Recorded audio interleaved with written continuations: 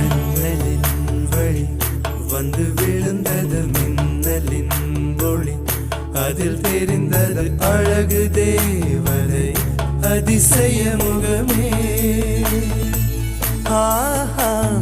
தீப்பொறி எழ இரு விழிகளும் தீக்குச்சி எனையுரசிட கோடி பூக்களாய் மலர்ந்தது மனமே. அவள் அழகை பாட ஒரு மொழி இல்லையே, அளந்து பார்க்க பல விழி இல்லையே. என இருந்த போதும் அவள் எனதில்லையே, மறந்து போயின் மனமே. வெண்மதி என்னில் நீ வணக்கமே கத்துக்க சொல்ல